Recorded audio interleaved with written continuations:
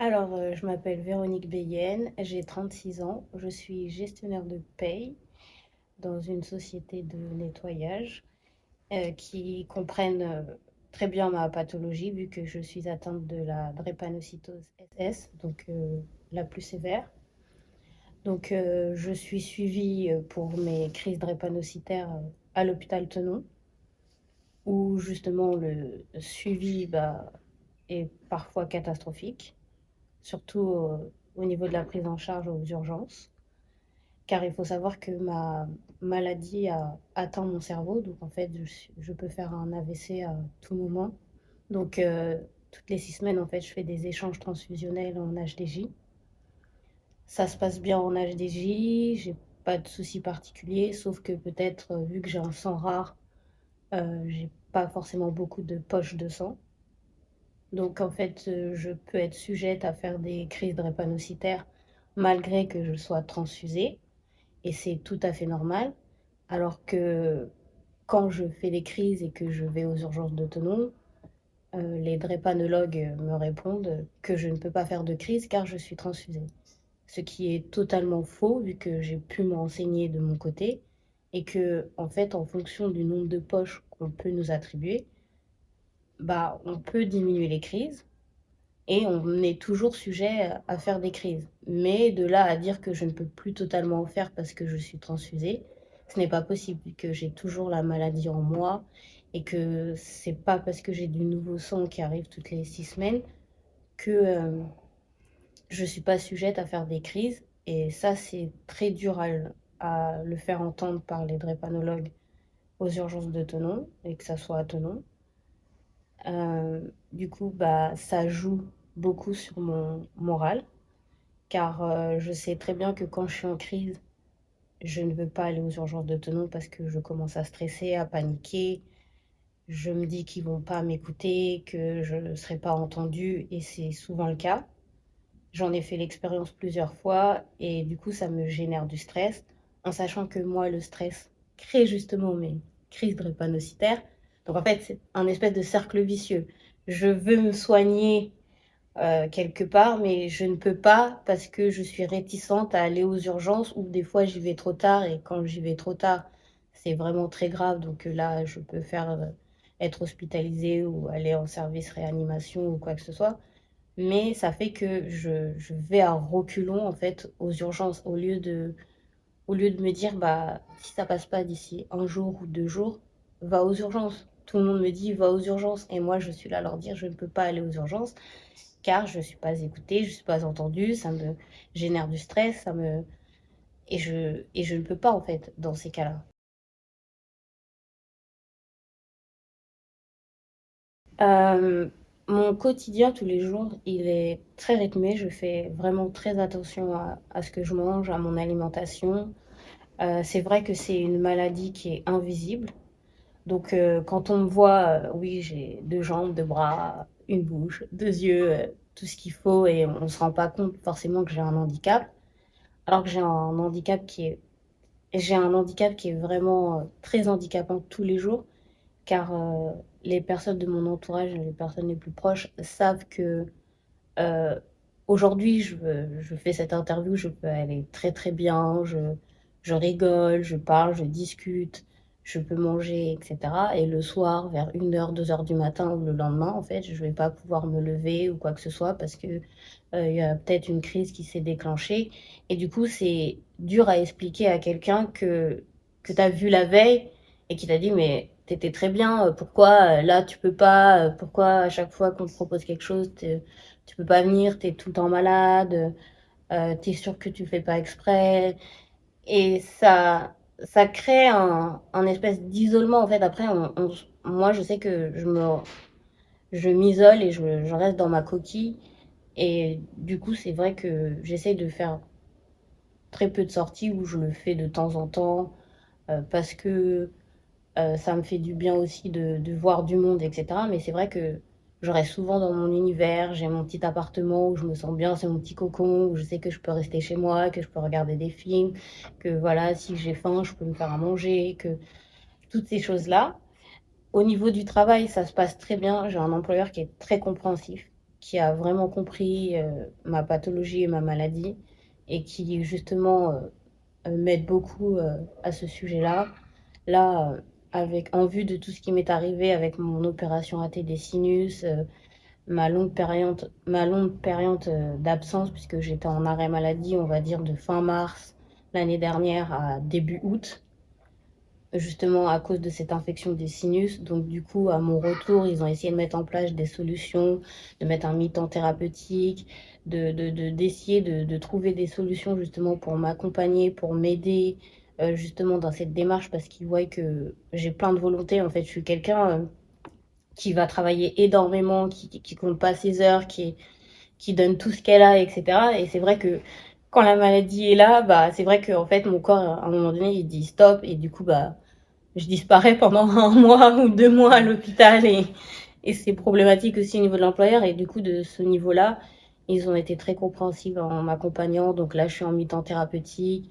Là, pour l'instant, je suis en convalescence vu que je me suis fait repérer du sinus début février, vu que ça s'est aggravé, entre guillemets. Donc, Ouais, c'est c'est super. très important.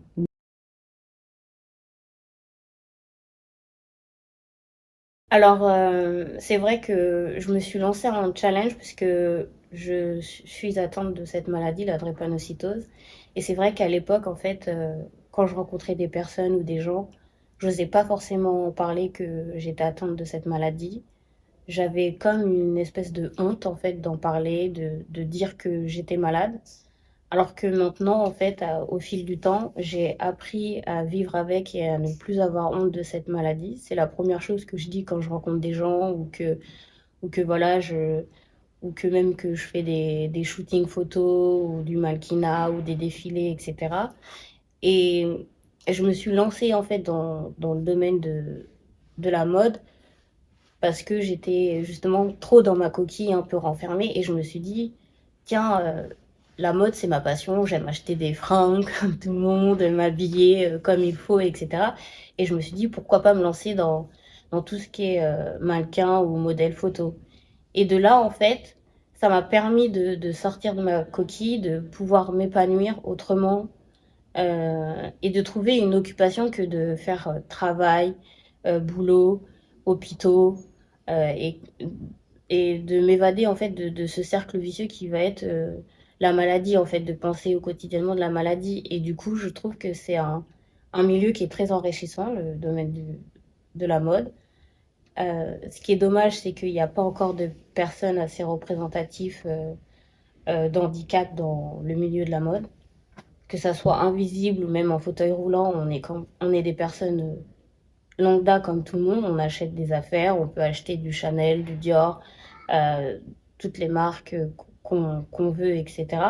Et c'est dommage que on n'est pas forcément représenté dans ce système-là. Après, je sais que c'est un domaine qui est très réservé, il faut être filiforme, faut pas manger, faut être toujours bien, etc. Mais moi, je veux prôner en fait que même si on a un handicap invisible, on peut y arriver, on peut réussir, on peut réaliser son rêve, on peut avoir des objectifs en se disant, bah tiens, moi je veux être pâtissier ou je veux être modèle photo ou faire des défilés ou être mannequin, etc. Et c'est ça qu'en fait j'essaye de promouvoir en faisant des défilés, des shootings photos, etc. Ou des clips vidéo, puisque je fais beaucoup de figuration pour des clips vidéo aussi. Et j'essaye d'apporter en fait cette petite touche-là parce que quand on me voit, on pense pas que je suis malade, je suis toujours énergique, je me donne à 100%. Tous ceux que j'ai pu rencontrer dans le domaine de la mode me disent mais t'es une combattante, on dirait pas que t'es malade, t'es toujours joyeuse, tu dégages une énergie qui est incroyable alors qu'on sait pas ce que je vis derrière en fait. Et du coup, je suis là, je me dis mais non, c'est normal, si je peux t'aider, si je peux faire ça, moi je suis très dans l'entraide et je trouve que c'est très important. Et du coup, bah, d'avoir des retours aussi positifs, ça permet aussi de reprendre confiance en soi et d'avoir de l'estime de soi que on peut perdre en étant malade ou qu'en restant chez soi ou que en s'isolant, etc., en ne voulant pas parler ou quoi que ce soit. Et du coup, moi, j'essaye de justement véhiculer que on peut réussir ce qu'on a envie d'entreprendre malgré qu'on soit malade et que d'une certaine façon, on peut vivre, quoi. On est des personnes normales, on ne doit pas s'autoriser à ne plus vivre parce qu'on est malade, parce que on doit aller à l'hôpital le lendemain, parce que voilà, on a des contraintes, on peut pas se lever ou quoi que ce soit. Et du coup, j'essaye de prôner ça, même si ça reste encore difficile, parce que je suis pas encore reconnue internationalement, mais j'y travaille. Mais en tout cas, ne lâche rien Mais et du c'est coup, très bien. je veux pas lâcher et je crois que c'est mon combat et je trouve ça incroyable en fait parce que je me dis que même moi en tant personnellement, ça m'a ouvert des portes, ça m'a permis de réaliser plein de choses que je ne pensais pas être capable de faire aussi. Parce qu'on se met aussi des espèces de barrières en se disant non mais je suis malade, je pourrais pas faire ça, ou je me vois pas faire ça, ou je suis trop grosse, ou je corresponds pas, je suis trop foncée, ou voilà, ou j'ai une dent de travers, ou machin, ça va pas passer. Alors qu'en fait, si on peut tout réaliser, en fait, quand on veut, on peut, et, et il faut s'en donner les moyens, et il faut se dire, on lâche rien que tu sois malade ou pas malade, etc. Il faut réaliser ses rêves, c'est important.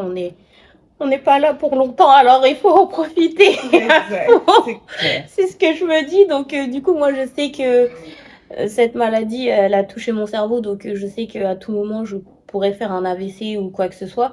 Donc, je me dis, j'essaye de vivre euh, comme si c'était mon dernier jour en fait. Et je me prends pas la tête, j'avance dans ma direction, je reste discrète, c'est vrai, dans tout ce que je fais, dans tous mes projets. Je parle pas forcément à tout le monde de ce que je vais faire ou de tous les photoshoots que je fais ou les défilés que je fais. Mais quand après je revois mes amis, je dis ah mais t'es là, ouais, tout. Et on se revoit, on dit ah mais j'ai vu ta story, t'étais à l'hôpital, comment ça va et tout. Ouais, ça va, ça a été dur, mais ça va, je me remets et tout. Là, c'est ma première apparition, mais je voulais être là parce que voilà, j'avais promis à la personne, ou voilà, je tiens mes engagements, je suis quelqu'un qui honore ses engagements et tout. Et ça fait plaisir en fait parce que des fois, même que ça soit la famille, on n'a pas forcément ce retour-là en fait de genre la famille, elle est là, elle vit la maladie avec toi, donc c'est plus de l'inquiétude, c'est plus de comment elle va s'en remettre, est-ce que voilà, ça va aller, est-ce que elle va pouvoir manger, est-ce que ça lui fait pas mal, est-ce que euh, toutes ces choses-là en fait, et du coup, ça te remet aussi dans le contexte de la maladie, alors que là, le fait de pouvoir faire de la mode, de faire des shootings, de pouvoir me dire, bah là, je vais faire un interview, bah là, je vais faire ci, je vais faire ça, rien que ça, tu te dis, waouh, c'est extraordinaire, quoi. En fait, j'ai réussi à faire un interview, j'ai réussi à faire ça, j'ai fait un défilé, alors que il y a peut-être 2 ans, j'étais en fauteuil roulant ou j'étais chez moi à broyer du noir ou voilà, etc. Et de voir ça, je me dis, c'est extraordinaire. Et même moi, je me dis, j'ai accompli des choses, je m'en rends pas forcément compte, mais c'est les autres qui me le disent en disant, mais tu te rends compte, t'as fait ça, t'as apparu dans tel clip, tu fais tel ça, t'es géré d'une marque qui s'appelle Cara Paris, tu fais ceci, tu fais cela, plein de choses en fait. Et du coup, toi-même, t'es là, mais non, mais c'est normal parce que voilà, je me suis donné les Ouais. moyens, etc. Mais c'est pas mal.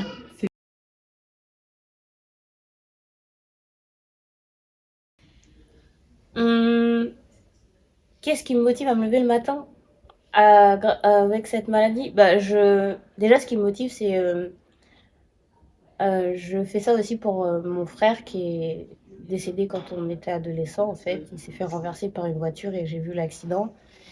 Et du coup, bah, c'est lui qui me donne cette motivation en fait. Et du coup, tout ce que je fais, en fait, je me dis que je vis aussi pour lui, en fait. C'est comme s'il était avec moi et que, dans certains sens, en fait, ce qu'il n'a pas pu vivre vu qu'il est mort à 16 ans, bah, je le fais pour lui. Et du coup, c'est ce qui me motive le plus, que les gens ne sont pas forcément au courant que j'avais un frère et que voilà. Et ça, c'est ma motivation, en fait, tous les jours, malgré que des fois, j'ai zéro motivation, que ça soit ranger mon appartement, ou même me lever, ou même aller au travail en me disant, je vais aller travailler, je suis fatiguée et tout, mais je me dis non, il faut que je le fasse. Il faut que je lui montre que je suis capable, que je peux y arriver, que malgré tout, il faut que je m'accroche. Et du coup, bah, c'est ma motivation. Alors, maintenant, qu'est-ce qui t'apaise lorsque tu vas te coucher le soir?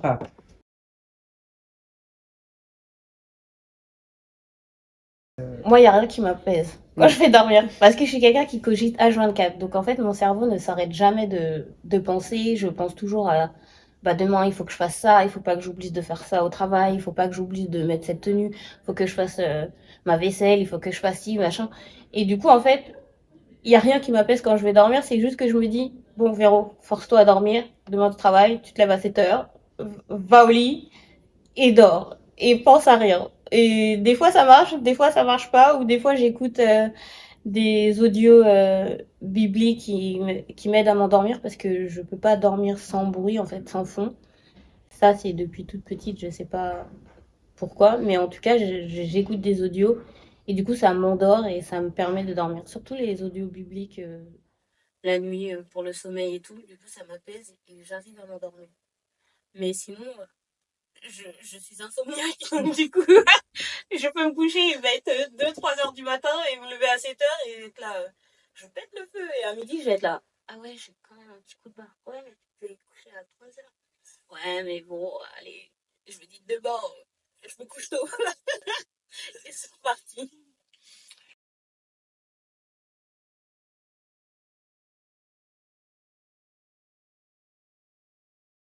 Le message que j'aimerais donner, c'est que malgré qu'on ait un handicap, que ce soit visible ou invisible, donc on soit tout à fait valide, qu'il faut réaliser ses rêves. C'est le plus important. On est maintenant dans une conjoncture qui fait qu'on est dans une espèce d'atmosphère qui n'est pas forcément bénéfique pour tout le monde. C'est chacun pour soi, c'est la hausse des prix de certains produits. On ne peut plus s'alimenter correctement, on ne peut plus se loger correctement. Il y a certaines personnes qui ne peuvent plus payer leurs factures, etc. Il y a plein de choses qui se passent actuellement qui est désastreux en France, que ce soit en France ou même à l'étranger, que ce soit la guerre Ukraine, Russie, Palestine, Israël. C'est, c'est complètement, on est dans un monde, en fait, c'est complètement hallucinant. Moi, quand je suis née, je me suis jamais dit, je vais vivre tout ça, tous ces événements, je vis ma vie paisible et tout, mais je suis toute seule, handicapée, j'ai pas forcément d'aide et tout pour subvenir à mes besoins, je dois payer mes factures tout seul, etc. C'est dur pour tout le monde, et du coup, si on a le moindre rêve ou on a une envie ou que ce serait même aller courir ou même faire du sport ou même juste cuisiner ou même faire des photos pour soi ou même faire du make-up ou quoi que ce soit, bah faites-le parce qu'en fait on ne sait pas de quoi demain est fait maintenant de nos jours. Donc allez-y, même si on va se casser la gueule, c'est sûr. Moi aussi au début je me suis dit non, j'y arriverai pas, ou je sais pas marcher, ou je sais pas poser ou quoi que ce soit. Mais ça s'apprend et au fil du temps après on est là, on se dit, ah, mais j'ai réalisé ça. Oh, et puis j'ai réussi à faire un petit bout de ma passion. Ça apaise les uns aussi, et puis ça leur permet d'être un peu mieux dans leur vie que de penser à bah, je vais devoir faire ça, comment je vais faire ça, comment je vais faire ci. Ce que moi je faisais avant, hein, je critique pas, hein, on est tous dans cette optique-là en se disant ouais, bah, c'est bien, elle donne des exemples en faisant des trucs photos, des machins et tout. Mais mais nous, on n'a pas forcément, on peut pas forcément faire ça, etc. Mais à sa petite échelle, en fait, on peut réaliser tellement de choses ou aider tellement de personnes. Et je dis, il faut pas lâcher. Si vous avez un rêve ou que vous croyez en quelque chose, allez-y. Que ça soit faire un enfant, faire rien que ça, c'est déjà extraordinaire et tout. Ou même se dire, bah, je vais m'acheter une voiture, ou je vais m'acheter un appart, même si c'est dur. Bah, essayez, faites-le, allez-y progressivement. Et il faut se dire que rien ne va vous arrêter parce que demain, on ne sait pas de quoi est fait. Et à l'heure actuelle, moi, je préfère faire tout ce que je peux faire maintenant parce que je me dis, s'il y a une bombe qui nous tombe dessus, je vais pleurer parce que je dis, je ne vais pas pouvoir réaliser ça, hein. Même si je suis pas là, je me dis, non, non, au moins, j'aurais fait ça. Et j'ai dit, tu vois, j'ai réussi à faire un petit truc et à laisser mon empreinte sur Terre. C'est top, c'est top.